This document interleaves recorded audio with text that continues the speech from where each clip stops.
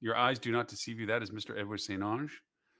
He has come out of his now, when you say hibernation, his I don't know. It's just he hasn't been around for months, and it's good to see you again. Thank you very much. Hey, it's great to be With back. with us, we had actually what it was is to get the bear out of the cave, we had to put some honey in front of it. So we got Ellis from No Laasie. sweeter honey than Ellis. And it's like, hey, I'm Ed, not did sure you come how I back? feel about This that.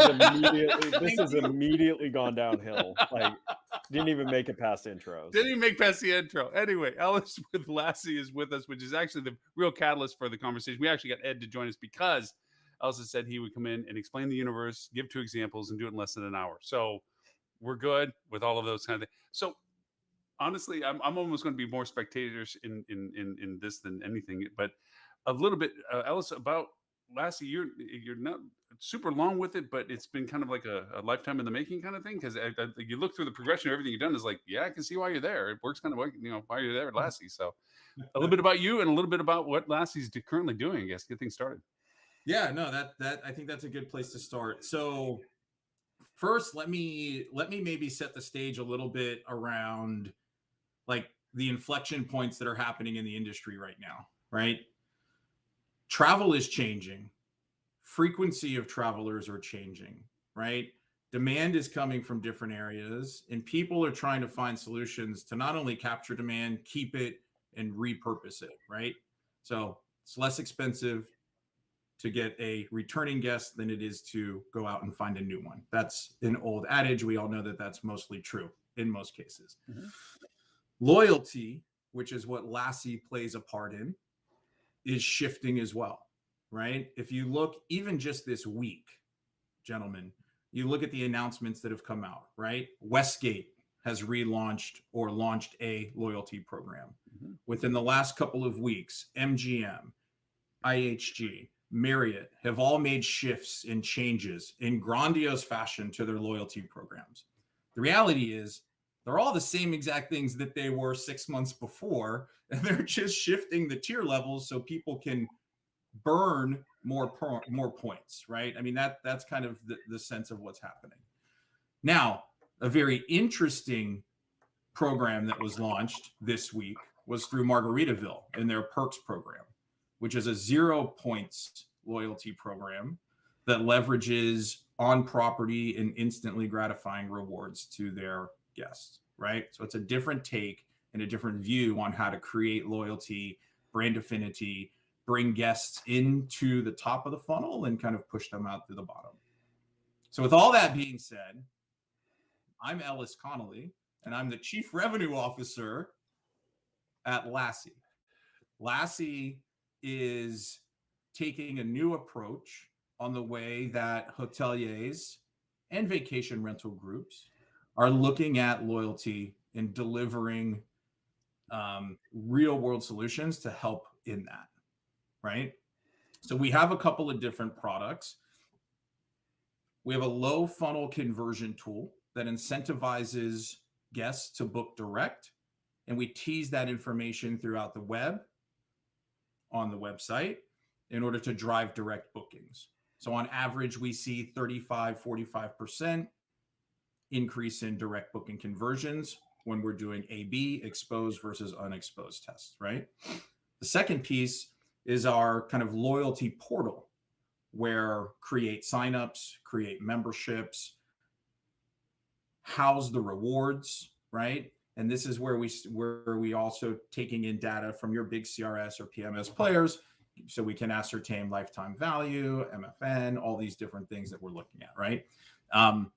So at the end of the day, and I'm very new, so this is almost the beginning of the day for me at Laasie. So I was an advisor and had met Jen almost 10, 11 months ago. I was previously with Sabre for a couple of years, leading kind of sales and account management here in North America. And, I was talking to Jen. It was a couple days before Christmas, actually.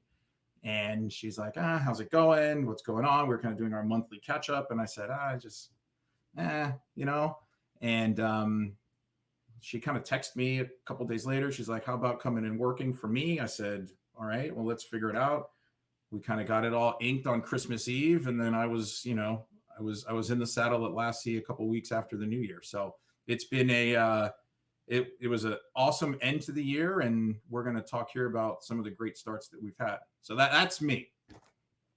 Perfect. So we'll go a little further here. So I've known you for quite some time. Yes. Something I've always liked, and you and I have had this conversation a couple of times in your career changes, is you're a fantastic content creator and educator. So I'm hoping that we'll see some of that in Laasie with you, because I always enjoyed that in your previous prior to large corporate jobs, your previous gigs. Wow, Before maybe before I tip two. got caged in, you mean? Yeah, I was Wow. gonna keep it a little light.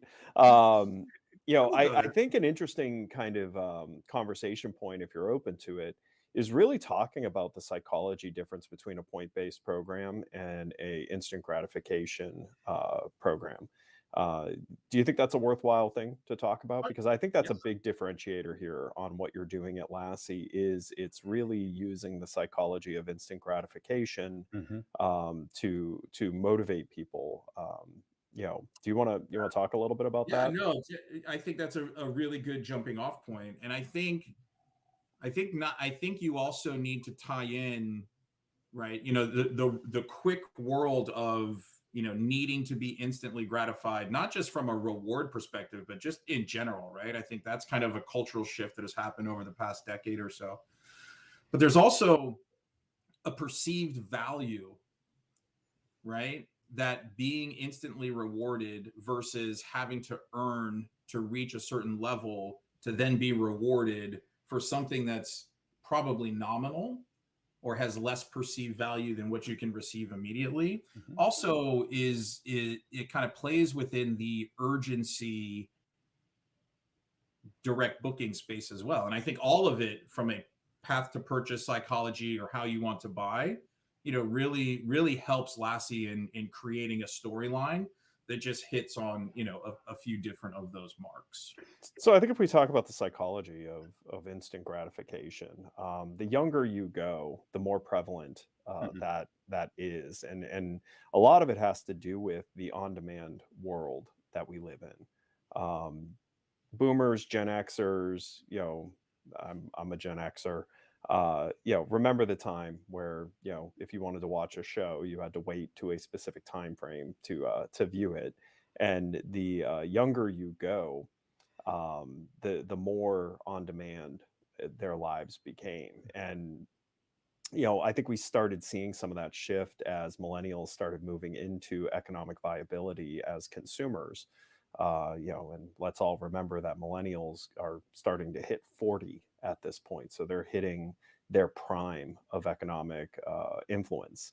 And they grew up where a good amount of their life started seeing the introduction of on demand everything, where everything was at your fingertips. And I think that's really where this movement started, was as they started reaching into economic viability. The world started seeing a consumer who had completely different motivations, and a completely different way of looking at things. And it does come with the world around them. I've been saying for years that the generations behind the millennials are going to be the most challenging consumers to interact with, because their entire life was them being engaged with incredibly high quality design via both Apple and Android, and with everything being instantly capable of acquiring. They didn't even have to deal with waiting to download something, because everything for them is instant gratification. Yep. That's going to be a challenging consumer, and it's a very different consumer than the baby boomers, who really built a lot of their world around, you work hard at something and you work towards a goal, and it's worth working towards that goal because there's a reward at the end. That was the older generation, and into Gen X very much had a lot of that. But Yeah. as you move past that, that is no longer the world we live in. And not saying that boomers and Xers haven't started also realizing that instant gratification is great. It's just they do remember the goal setting and working towards something. And loyalty as it was a scheme to really play to that psychology of I'm working towards something, and I'm working towards that goal, and I will adjust my behavior pattern to achieve that goal. That Right. is not going to work with these No. younger generations. Right. And you've even seen it though. And Ed, those are all spot on points, right? And an analogy to spread that span of generations that I've used in the past is, like when I have a daughter, she's 2.5 years old, she's adorable, and she thinks everything is a touchscreen, right? And she gets on and flips it, and something should happen, right? But then when we call our nan, that's my mom, her grandmother, her nan, as we call them, she's from England. My mom turns the phone on and we're doing FaceTime, but we can only see the top of her forehead, right? And we have to, as technology providers, as marketeers, as whatever we're calling ourselves, we've got to find a way to span that gamut, right? Maybe not the 2.5-year-old, but the analogy there, I think is pretty solid. Ellis, you just gave me an idea that we should call ourselves the marketeers, and there's Eddie in the corner. Sorry, that's just bad angle. But okay, there is one point you do bring out, and this is that we tend to, and I just did a podcast about this, about OTT television advertising. We tend to apply old metrics to new methodologies. Like, okay, we've done this for marketing. So now with these new platforms, like, just even pick another thing other than OTT TV, TikTok and stuff. Oh, I'm going to do what I normally do, marketing on this new platform. And it fails miserably because it literally doesn't equate. They don't go together. It's oil and water kind of stuff. You bring out a great point, is that traditionally people have gone through this reward development process. It's more of a frequency program than loyalty. In old shows, I used to be standing on a soapbox pounding that all the time. It's not a loyalty program. It's just a frequency program. And we don't realize that nowadays we were forcing people into two decisions when they were looking at this. Hilton tried this or worked with this. Sign up and get this. Great. Their unsigning, their unsubscribe was massive because all I did was do that so I could get what I needed. If anything, it put a glaring eye on the fact that people don't see the relationship the way it was originally founded of sign up and develop a relationship with us, and we'll acknowledge that relationship through the frequency of how often you come to us. And to what you're saying is true. It doesn't exist at this point. It's more like, if I do this, what do I get for this? What can you give me as a value difference between you and somebody else I'm considering? Yeah. And I think I look at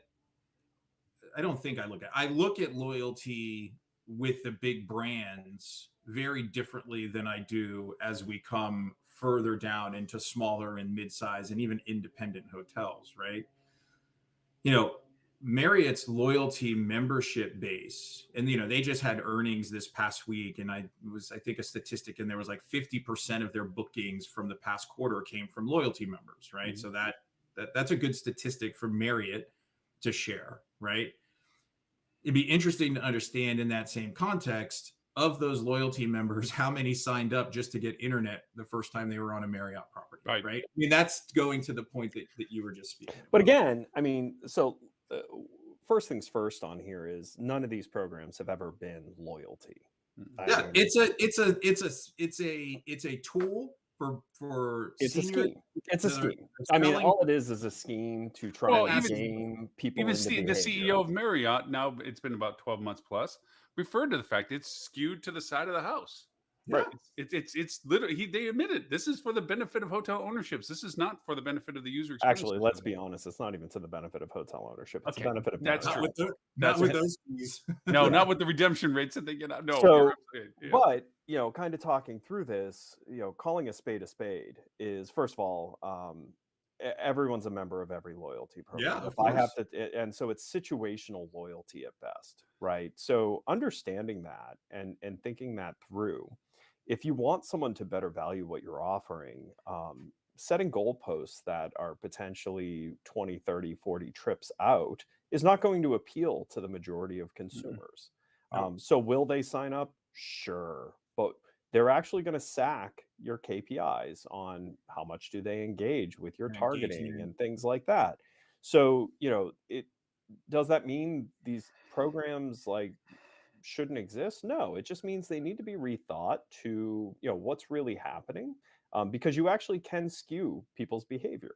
And that's where I think the instant gratification side of things is really interesting. And also, I mean, the one thing I find interesting about the positioning that Lassie took is the fulfillment of the reward is not necessarily a property specific thing. It's things that people like, like Starbucks and retail stores and things like that, which I think is meaningful because you're actually telling the consumer like it doesn't have to be all about us. It can like, what do you want? Yeah, it doesn't have to be 30% off your 7th night stay. Right. Right. Right. Because let's face it, what's the average length of stay for every hotel? 2.8. 2.8. Well, but the other interesting aspect you bring to the table about this is that you've brought down to a core relationship of what you need for doing this, what they need for doing what you're asking them to do. What you're asking for is not that carrot on a stick retention frequency that pointing out. It's a what can I give you to make this transaction, and in exchange of what you're giving me, which is the ability to reconnect with you, I'm good with that. Yep. I'm just Well, we're bringing it down to a base level. and that's really talking to their original product. But with the recent addition, the really interesting place that they've gone to now is really that next level of challenge. So great, I got the transaction from you, but now I have a wider application to motivate you to further fill out your profile. Tell me more about you, and that's something that most marketers really struggle with is how to get the consumer to want to share more. Yeah. And that's where I think things have gotten really interesting for Lassie. I mean, I always thought the instant reward stuff was interesting, and definitely is something that moves behavior. You're always going to be stuck in that. It begs the question of like how many people took it that didn't need it, and all of that stuff, and you'll never know. There's no way Right. of knowing unless you literally ask every single person, and even then they're not going to always tell you because they're not thoughtful. They're not thinking about, did this actually move me? And actually, if you call out to them that we think this moved you, that may actually make them say it didn't, because they don't want to say that I got gamed into something, right?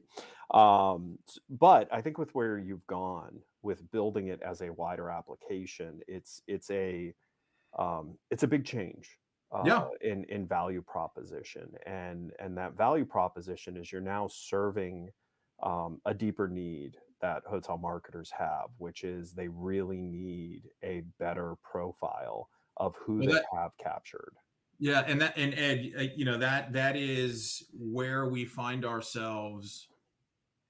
I say completing the circle of the golden profile, right? Mhm. It's you've got, we are leveraging AI from an IP perspective in order to identify geo, identify device, identify zip code, right? So we do that in our convert product, which is the incentive engine.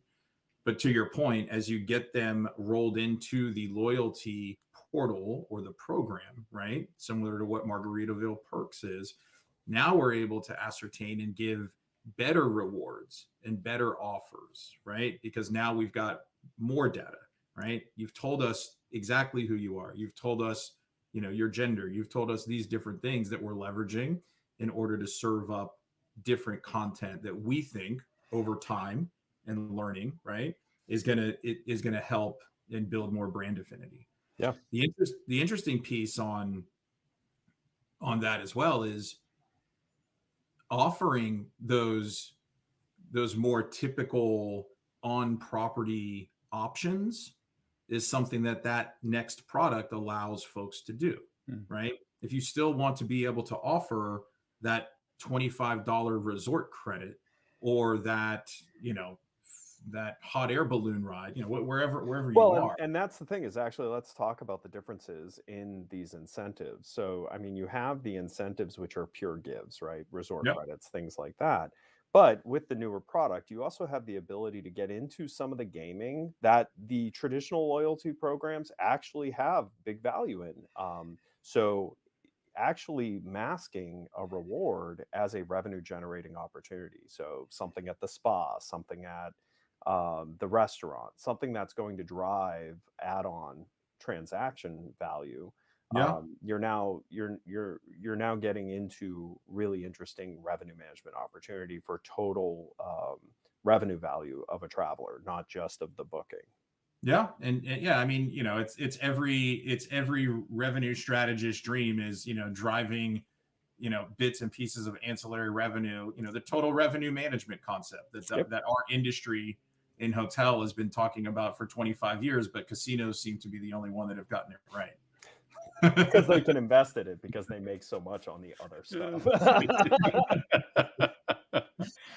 As a reminder to everyone that's on this side of us, not everyone on the social recasting sides, but on this side, in the attendees, if you would like to join and ask questions or just even make comments in the chat, you're more than welcome to for questions or anything like that. Always an open discussion for anybody that wants to join us on that side. And for anybody on social, please join us over at bit.ly/HTM show 341. And once you get in the platform, you can join in and ask questions there too. It's hard to watch all the other platforms because some comments come up going, "Yeah, great idea, and good to see Ed." Which I don't know what, that person must be drunk, but anyway. Tell them I'll send them their Venmo shortly. Ed's paying cash. But the interesting timing, not just for you having joined Laasie, but Laasie to where it is now, we're in the crux of technology stacks, people reevaluating the technology stacks. You have what I call hollow kingdoms at this point, because I feel brand is on the outside kind of trying to look like they have always been, but in the inside, not a lot there. And from that, there's these businesses that are looking to redefine their relationship stats. They realize, as you point, it's a simple stat, but it's a very profound stat. It's easier to retain than it is to acquire. Just if you can find a relationship, but to put it into the context of how people want it to be, like, don't bug me, don't frequency my butt off where I have to unsubscribe. Give me options of engagement. Give me value for what I do for business with you, and give me things that I find interesting to want to aspire to. You're doing that. You're putting those pieces together to say we're at the right place. We're offering the right service. It's adaptable. It's usable, flexible, whatever way you want to use it.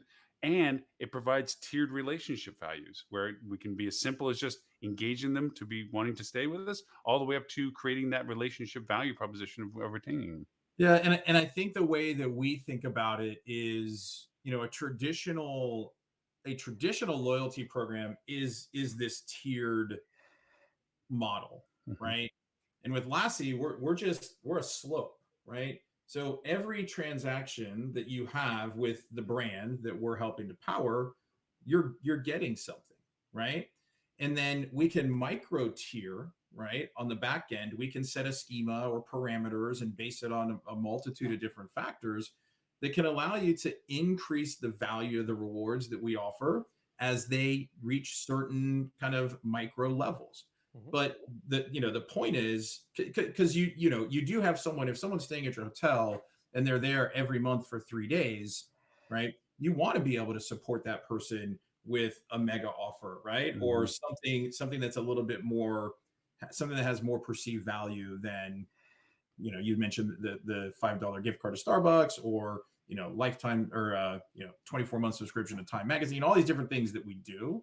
$10 in Bitcoin from Coinbase. So we've got this kind of wide offering from 1,000 different merchants, right? So we have a massive catalog to be able to pull value into.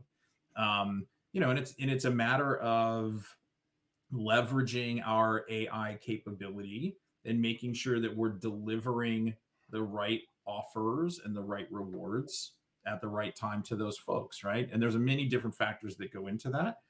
But what we find is that people react surprise and delight. They react by booking direct, and they react by coming back to the brand because they know this is what's going to happen, right? If I book, and that makes me feel good, right? You go back to the psychology of it.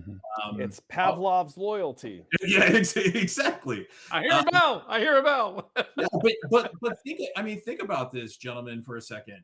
What is the most highly targeted segment of travelers right now that hotels are trying to get? It's leisure, right? And what does this product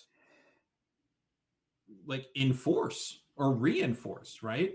It's the traveler who's going to come to your hotel maybe once, right? Maybe twice if you're lucky. Mhm. And I'm talking about if you're an independent property at this point, Mhm. right? You're not like, for me and Ed, you and I were talking about this a couple weeks ago. You know, I was 100,000 miles a year in the air for 10 years before COVID, right? I mean, I know a lot of us were, Yep. right?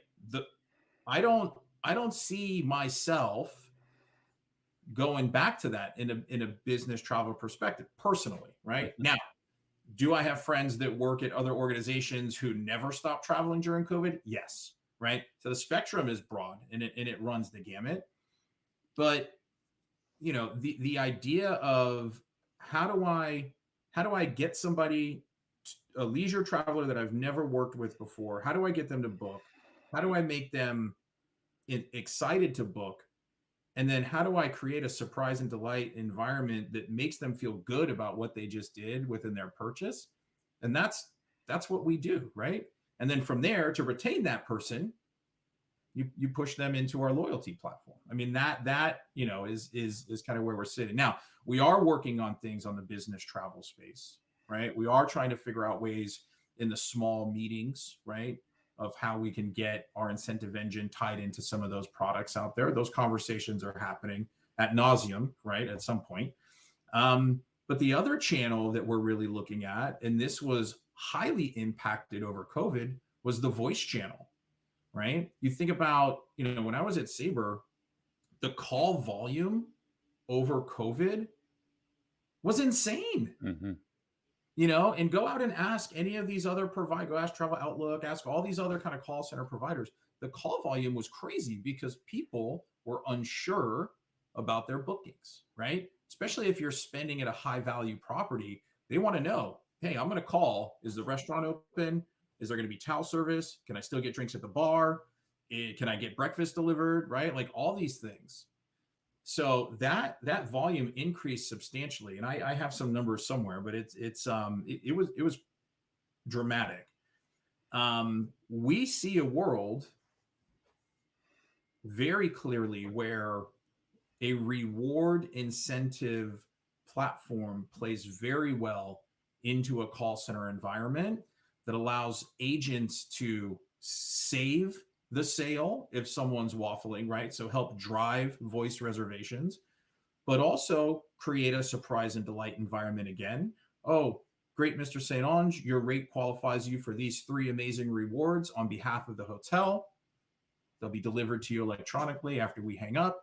Bum bum bum. So there's this other channel where Laasie has found itself providing great value to our partners, and it ties into a story. If you're leveraging the incentive engine and the loyalty platform, and then moving it up the funnel to incorporating some of those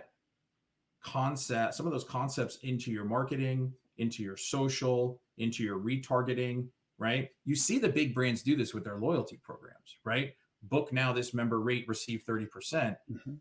Okay, no, the perceived value there is so low.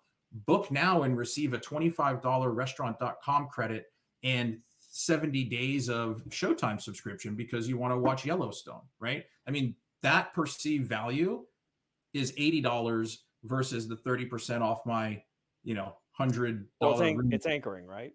Right, You 100%. know, you're Mhm. you're you're playing into that psychology of, anchoring value proposition, 30% Yep. off versus actual hard dollar amount. It's a tangible difference. And again, You it comes into do the knowing math. how consumers function, right?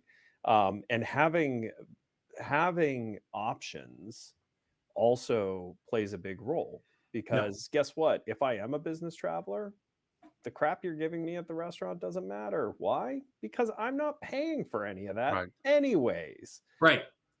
And Mhm. so, this is some of the clever aspects of where you guys have gone with this and how you've changed over the years. And really, I mean, let's call it what it is. This gives a simple way for hotel marketers to not have to get overly clever on how do I get more data from my people, right? And everyone needs it. Everyone needs a simple way to fill out the profile, because the profile is going to help empower how you engage the rest of the way. And, this kind of gives that, like, everyone knows what a loyalty program is to some level, right? Everyone knows that there's value in doing it. You're kind of being more bespoke to the person versus what you want to give. And it gives that reason to get the rest of the profile. Working it into call center is very clever, because it also makes it easier for the rep to, give a reason why, Mhm. like, you should give us more information, right? Exactly. It's all about this kind of, incremental approach to owning your audience.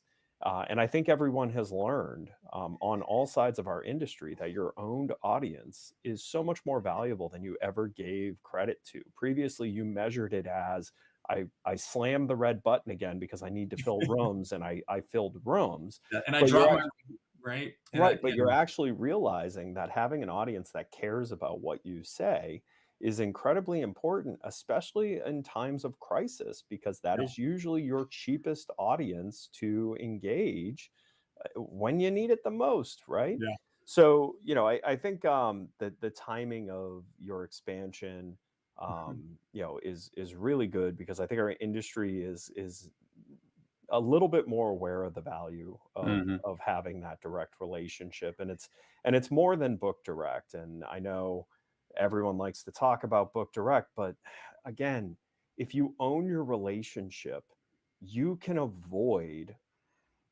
all costs of reacquisition.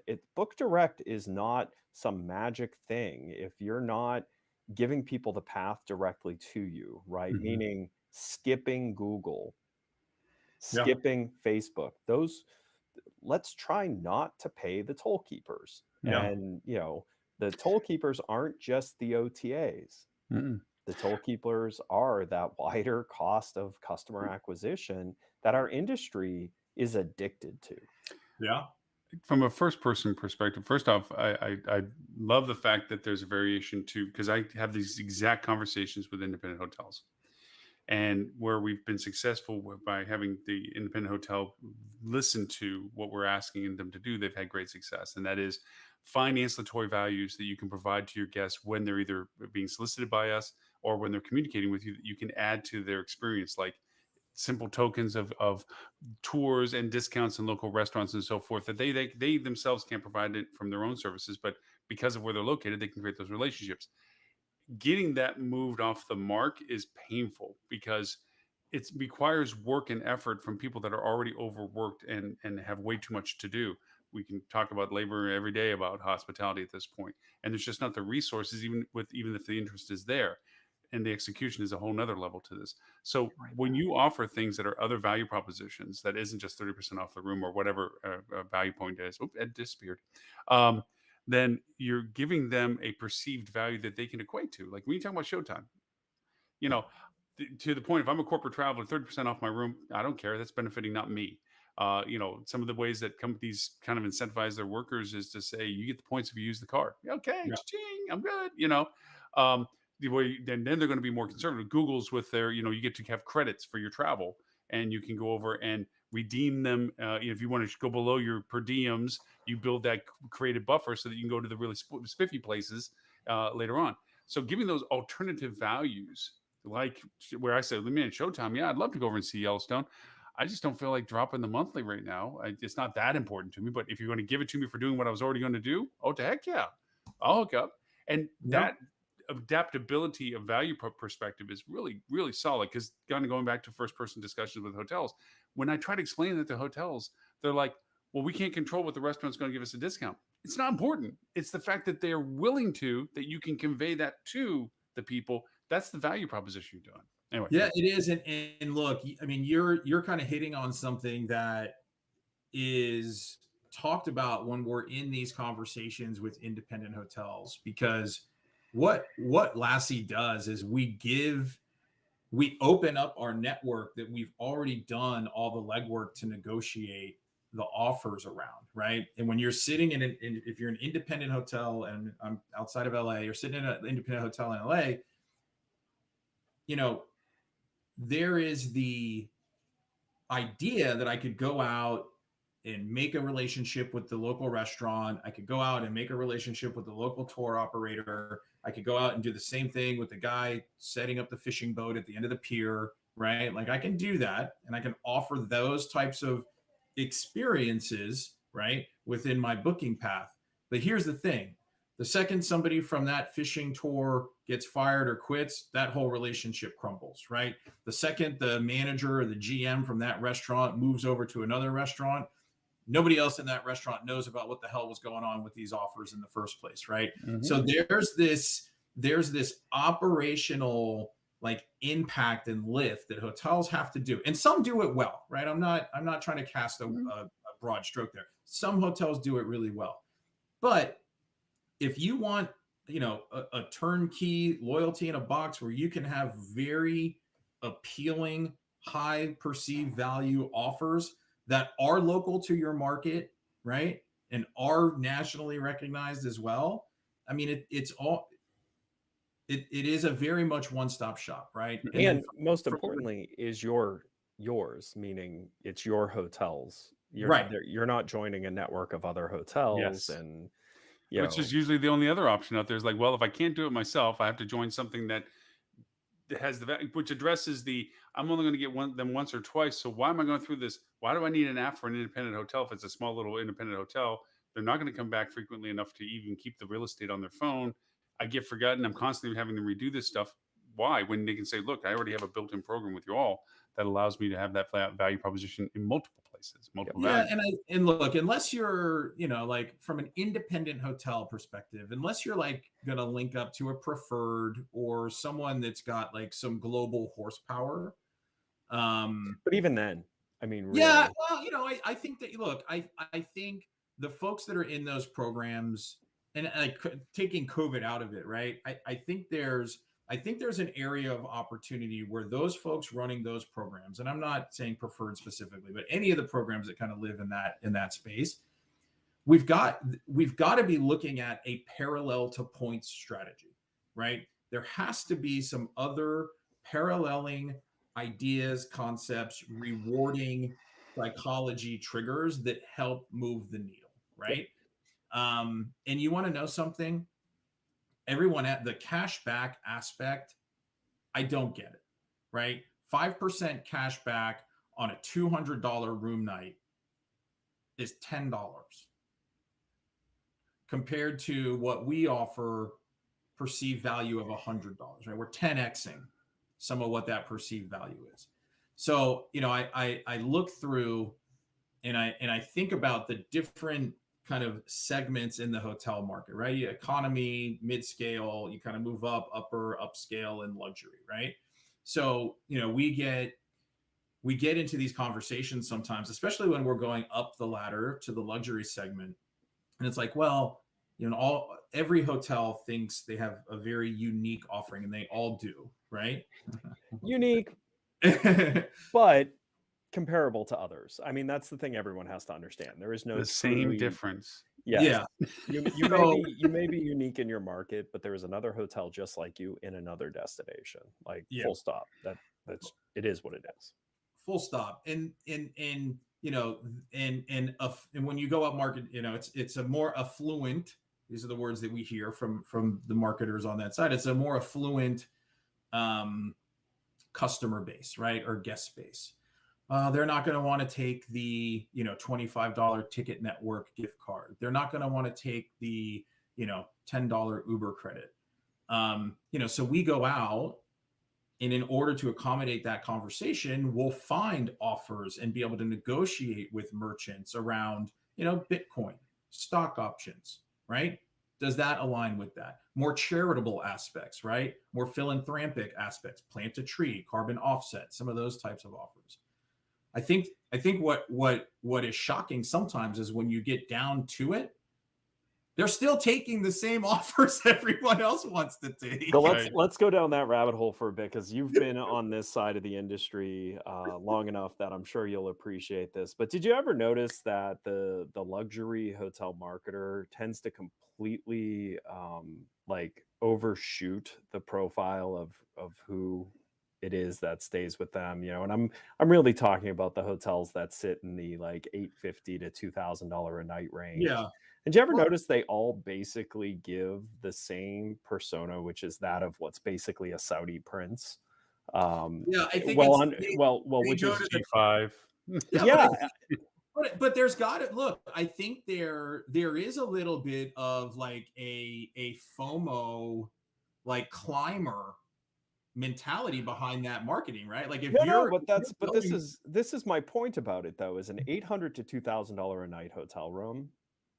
You're talking middle management at Verizon going on their big annual family trip, yeah, right? fair. Like, which is, you know, not the G5. They're not all that different of a consumer. And if anything, on that trip, they become cost conscious really quickly.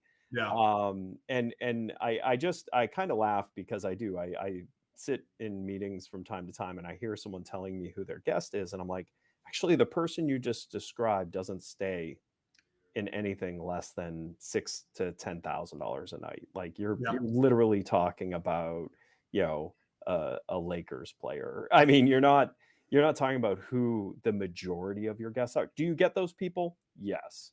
Are they filling your rooms year round? No. It's the you know, high paid corporate America. It's the entrepreneur who It's the Ed St. Ange. yeah, exactly. I mean, Mr. Bronco. hey, but I mean, this is the thing that makes me laugh about when we talk about the difference in behavior on rate strategy. Yeah. You know, it's a massive gulf. It's much bigger than I think these hotels understand before you get Yeah. into truly different behavior patterns, But like but you let me just no, said. let me add one little caveat to that. In current time circumstances, I think if anything, time now, the bucket list mentality is at a forefront compared to a "I'll get to it someday" mentality, where some people will push their financial boundary This is now what I'm that saying.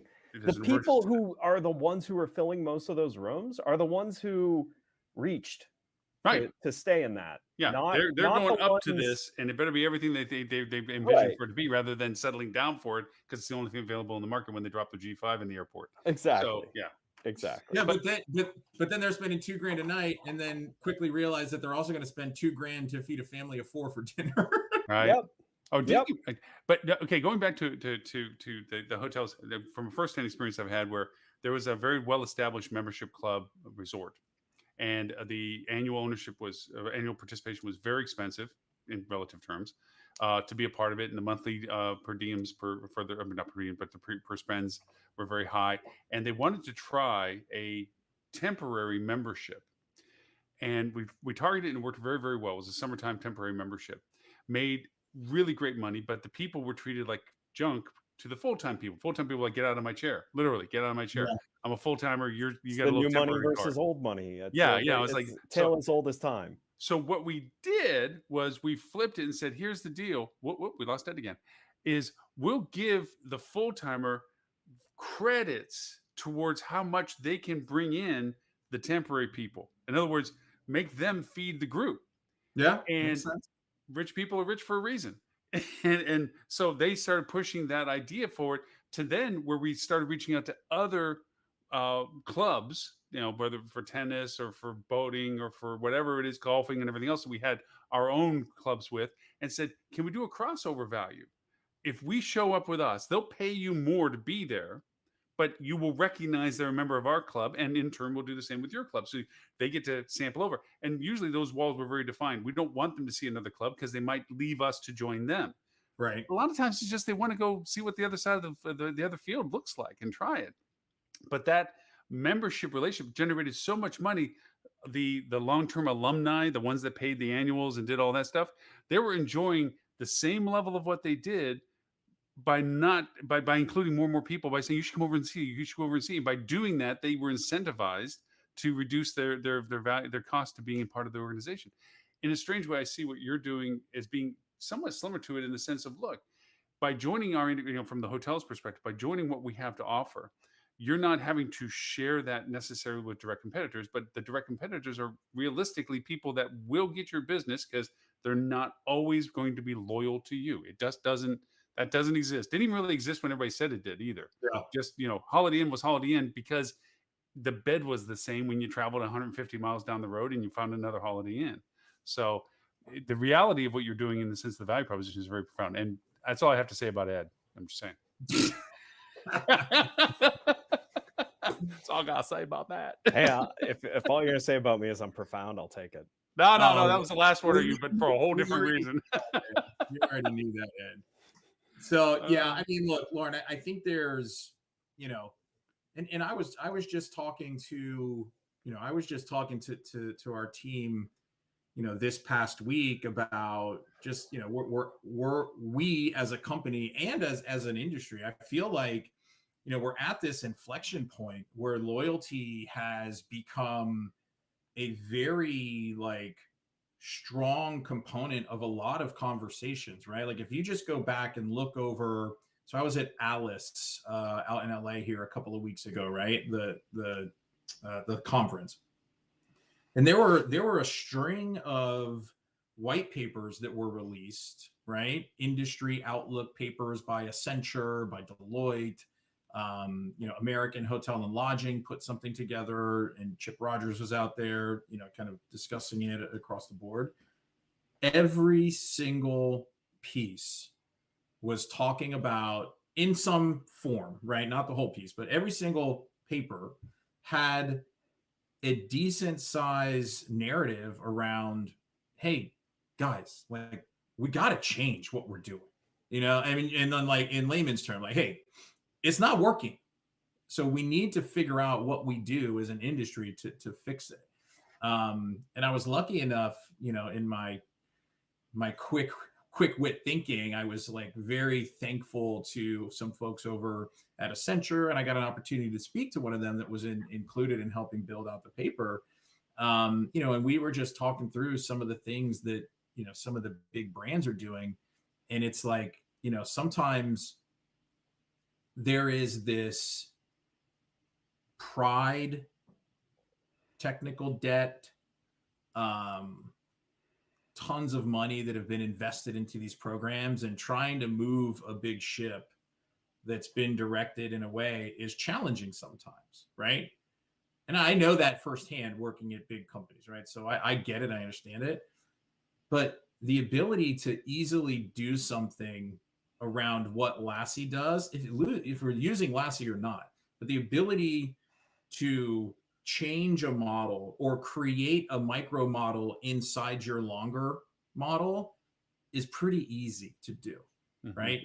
So I think that we're going to start seeing, not only areas of opportunity for Laasie, but areas of opportunity for other products to play into loyalty as well. So I didn't know if you guys had thoughts around, I know we're talking about Laasie, but other pieces that might get into that. One thing I'd like to say is we're going down that path of change. For the love of God, to anyone in our industry who is listening to this, stop looking at retail for what to do. We are a completely different type of transaction, and you're completely missing everything retail did to make their model work. And let me talk about that a bit. Our journey, our marketing stack in general is a mimic of retail, but we missed the whole part where the retail industry killed themselves in investing in de-risking the transaction to making returns easy, no hassle, and totally worth taking the risk on an impulse buy. You can't return a trip. You have to live through it, and the consumer is aware of this. Stop mirroring what retail does as a benchmark of what we will do as an industry. We don't sell shoes. We sell experiences and time. Okay. Start thinking that way. Okay. Let me add to one thing what you just said, and this goes to the direct channel conversation. We are so enamored with the direct channel.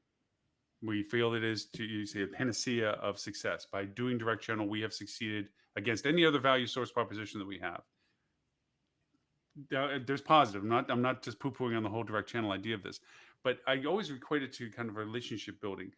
direct channel conversion is a lot like having gone on a few dates before you finally go over and pop the question of we should do this, right? We like each other, we should do this. You don't do it on the love at first sight does happen, but usually it's a progression of engagements that bring you to this point of conclusion.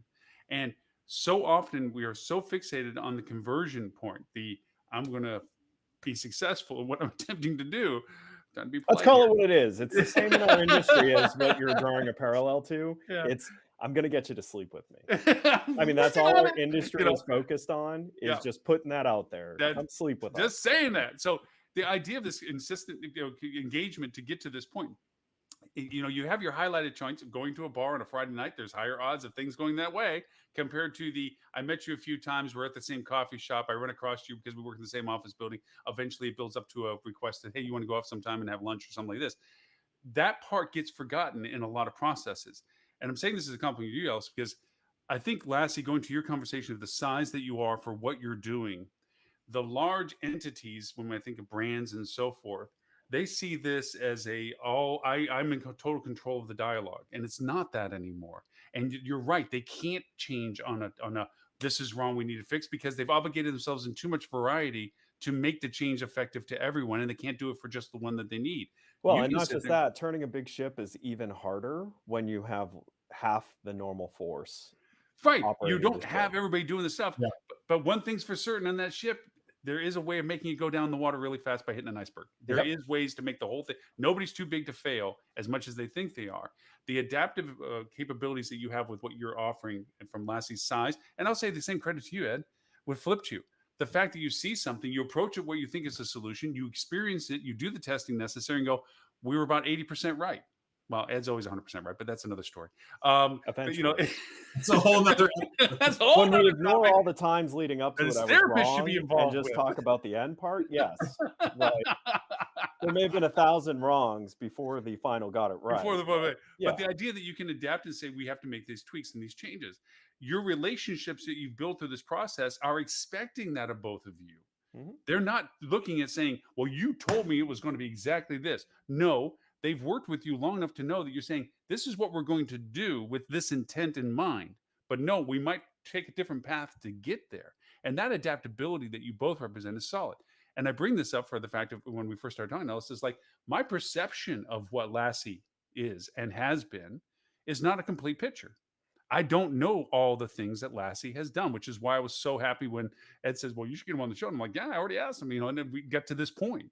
It's because it gave me a depth of looking at, it's not the one thing I remember. It's not even the two or three things. And it's not even the hearsays and third parties and did you hear abouts. It's I'm talking to you. And as I'm Yeah. talking, I'm hearing that, this is the progression you're going. This is where we're looking to go. And this is the things that we're able to do at this point. And that's a solid adaptation that I can name lots of large companies, and we've thrown a few names around that you've worked with before and stuff, that can't sit here and say the same thing because their hands are tied.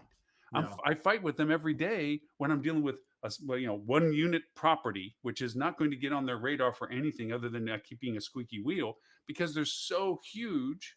They're going to do what they're going to do, and you're going to have to do it their way. Nothing you've said today says that that's how you approach the projects.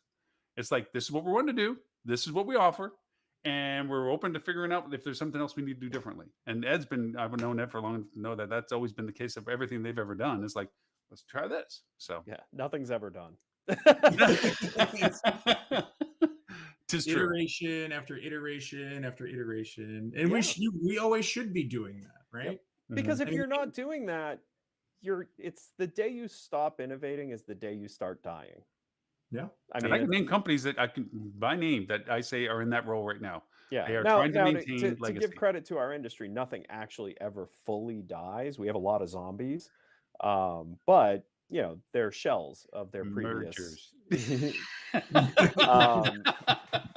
No, and that's why I thought it was interesting to have Ellis come on because I think our industry, when they look at things, they see what it is at the point in time that they look at it, and they think it's always going to be that. Where good companies change and they evolve and they solve. And often when you look at a company when it's in its startup phase, yes, it is minimum viable version of their vision because it's what they have to do to scale and to grow. It's always worth checking back in. because No, you and never know when the picture comes together. yeah. And you know, I thank you for that comment. I think it's, you know, it's important. It's important for that to be said. But you know, when I met Jen, the founder, you know, I was kind of struck up a conversation, met through a industry colleague, and then you know she asked me to advise, right? And I did for months, and just seeing within the 10 months or 9 months that I was advising before coming on board full time, just the you know the iteration and more so the passion, right? Like it's you know all hands on deck all the time on everything, right? And that is fun, exciting. And Ed, you know, I tend to thrive in those types of environments. And we are looking at a lot of different things as well that also fit into different parts of our industry, right? And this is something, and I know we're coming up on time, but this is something that I also think is important, right? Because when you think about the method, or you think about the concept of rewarding someone for a behavior that you as a brand, a hotel in this case, are asking someone to do, and you think of it as a incentive engine, right? This concept can sit on top of many different parts within your hotel, right? Or it can sit on many different parts of existing loyalty programs, right? You're a big loyalty program with 2 gazillion members, but a gazillion and a half of them haven't logged into their profile in 6 years. Use the incentive engine, right? You're not getting good responses on your survey platform with Medallia. Use the incentive engine, right? And you could say that same sentence and insert something and then use the incentive engine behind it on a dozen different things that are super relevant to what's going to be impactful for a hotel, right? Now, as a company, we can't go out and boil the ocean and do it all, right? And you know about this prioritization, roadmap, trying to get things done. But the reality is the story of that rewarding concept and that psychology, you talk about it, right? If you string it through the pre-stay, the dream state, the purchasing, the path onto the web, through into your loyalty, the post-stay, and the re-engagement, now you've built a brand narrative. At the center of it is Laasie, powering how you're building loyalty, brand affinity, and rewarding your guests. And that, you know, that's the storyline that we're like aggressively pushing to. It's a great perspective because, in all honesty, people do know the worth of what they are to the businesses that they're doing. They know their email has value. They know their transaction with you has value. It's saying that you have to do enough of those to get something that mentioned by Ed, you know, a bottle of water, basically. Yay! Ooh, that 10th visit to your hotel was well worth me doing that. You know, and it's putting value to the relationship as it is happening, rather than this maybe future tense, I'll reward you if you show you're worthy. We as an industry do that way too often in so many things. HR is a huge issue with that right now that I've talked about lots about, where it's just, we do this, you know, not until you've been here long enough do we give you rewards for it. It's like, we can't live like that anymore. We can't beat you up until you qualify to not be beaten up. I did love the title of the show last week. It was like, HR, stop bitching and start fixing. Yeah. And so, yeah, a lot of people are like, yeah, preach. I'm like, yeah, okay, well, I get in on in here and he'll straighten me up. It's like, that's not. A lot of people don't realize Lauren's not actually 6'5". It's a soapbox that he's perpetually perched up on. That adds that extra height. Yeah, that's exactly what it is. And then just that extra forward to it. And to your point, we are at the end of the hour for all of this. Ellis, to say that you're more welcome to come back anytime you want to is an understatement. You are more than welcome to come back anytime you want to, especially if you can torment Ed in any capacity whatsoever, which is always a joy for me at any time to be able to spar with Ed, because, you know, it's just fun. And any closing? Lauren loves those impossible tasks. Oh, see, that's where it comes from. mental repartee, and he says I'm always unarmed when I do. So okay. No, Ellis, Ellis, I love that you're back with a small company. I've always thought that's when you're in your best form. You and I have talked about that a couple of times as you've navigated your career. So I'm glad to see you back at a small, innovative company. I think our industry is better when you're in those positions. Well, I appreciate that. Yeah, it's a shame to say, but there's some really good friends. They're very talented that they get a new position with a larger company, and all of a sudden, nope, we're done talking. They can't talk. They don't. They're not the same person anymore. So yeah, it is nice when you get that chance to see you flourish in some place. And not that I know you near as well as Ed, but it's always nice to see adaptive companies in that sense. So thank you. Yeah, excellent. Well, look, thank you, gentlemen. I appreciate it. You know, we'll definitely keep a conversation and a narrative going, I'm sure. But very exciting times here at Laasie. And I'd be remiss if I didn't shout out to Ed for all the amazing stuff that he's been doing at Visit North Carolina and the platform and the program that they just rolled out. It's just industry changing. It really is. So kudos to you and the team. And I know you've been head down, you know, buried and getting a lot of that stuff done. So carving out some time here for us and for me, I appreciate it. So absolutely. Out of Pinky and the Brain, for anybody that's familiar with that, he's the brains. Like, what are you gonna do today? You know, same thing we do every day. Try to take over the world. That's it. Right. That's it. Oh gosh. So Ellis, for those who do want to contact or learn more about Laasie, where is it that they can find you, and how do they reach out to you? Yeah, so we are at Laasie, and it's LAASIE.ai.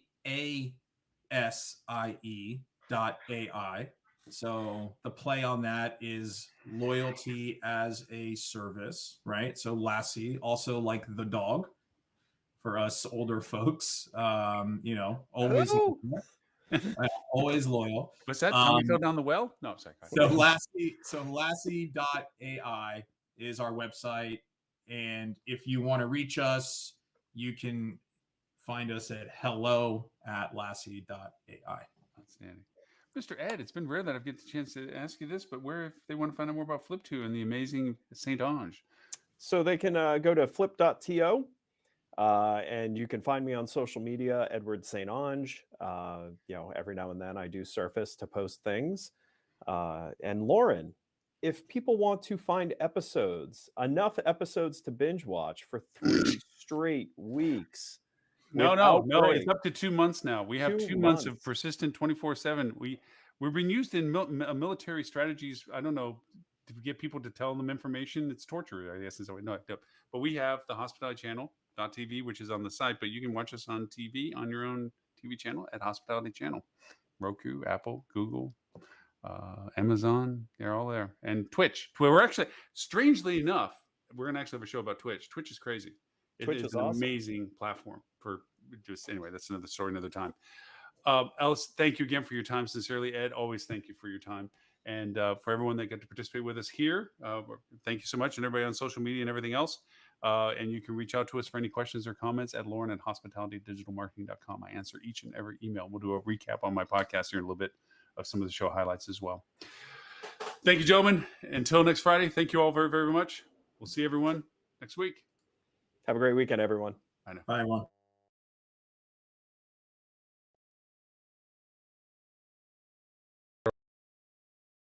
As well, again, for having joined us. It was great to see Tim. I haven't seen him in a while. It's great to have him pop back in. Always a pleasure to have both of you. Since we're on everything, let's be very quick about Del. Since it's right up in the vein of what we just talked about, where people can find you and what it is